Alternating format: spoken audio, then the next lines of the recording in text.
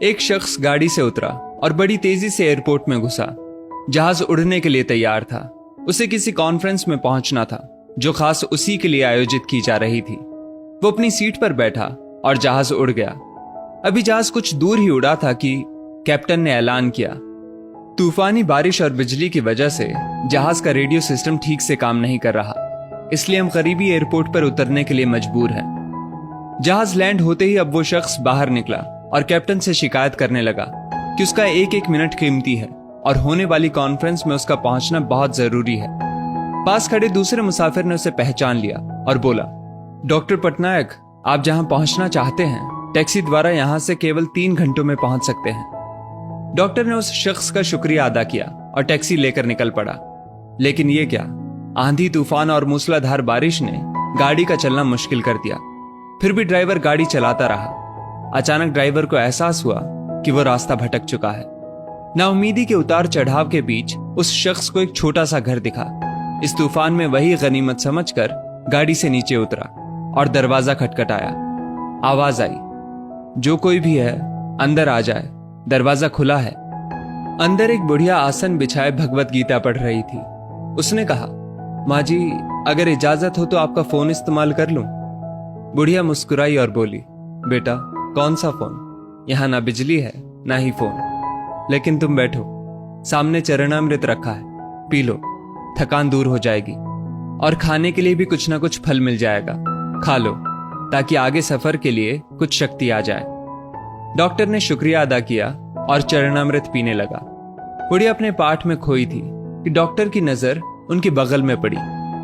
एक बच्चा कंबल में लिपटा पड़ा था जिसे बुढ़िया थोड़ी थोड़ी देर में हिला देती थी। बुढ़िया ने पाठ समाप्त किया तो डॉक्टर ने कहा, माँ जी, आपके स्वभाव और एहसान ने मुझ पर जादू कर दिया है। आप मेरे लिए भी दुआ कर दीजिए, ये मौसम साफ हो जाए। मुझे उम्मीद है आपकी दुआएं जरूर कबूल होती होंगी। बुढ़िया बोली, नहीं बेटा, ऐसी कोई बात नहीं। तुम मेरे अतिथि हो और अतिथि की सेवा ईश्वर का आदेश है। मैंने तुम्हारे लिए भी दुआ की है। परमात्मा का शुक्र है, उसने मेरी हर दुआ सुनी है। बस एक और दुआ मैं उससे मांग रही हूं, शायद जब वो चाहेगा उसे भी कबूल कर लेगा। कौन सी दुआ? डॉक्टर ने पूछा। बुढ़िया बोली, ये जो 4 साल का बच्चा तुम्हारे सामने अधमरा पड़ा है, मेरा पोता है। ना इसकी माँ जिंदा है ना ही बाप। इस बुढ़ापे में इसकी जिम्मेदारी मुझ पर है। डॉक्टर कहते हैं इसे कोई खतरनाक रोग है जिसका वो इलाज नहीं कर सकते। वो कहते हैं एक ही नामवर डॉक्टर है। क्या नाम बताया था उसका? हाँ, याद आया, डॉक्टर पटनायक। वो इसका ऑपरेशन कर सकता है। लेकिन मैं बुढ़िया कहाँ उस डॉक्टर तक पहुंच सकती हूँ? बच्चे को लेकर जाऊं भी तो पता नहीं वो देखने के लिए राजी भी हो या नहीं। बस अब बंसी वाले से यही मांग रही थी कि वो मेरी मुश्किल आसान कर दे। डॉक्टर की आंखों से आंसुओं का सैलाब बह निकला।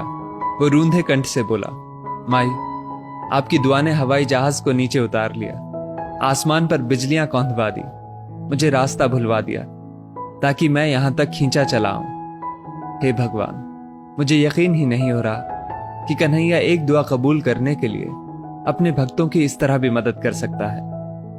दोस्तों, वो ईश्वर सर्वशक्तिमान है। जहां इंसान बेबस हो जाता है वहीं से उसकी परम कृपा शुरू होती है। यदि इस वीडियो ने आपका दिल छू लिया हो तो इसे लाइक शेयर अवश्य करें और ऐसी ही बेहतरीन वीडियोस के लिए हमारा पेज जरूर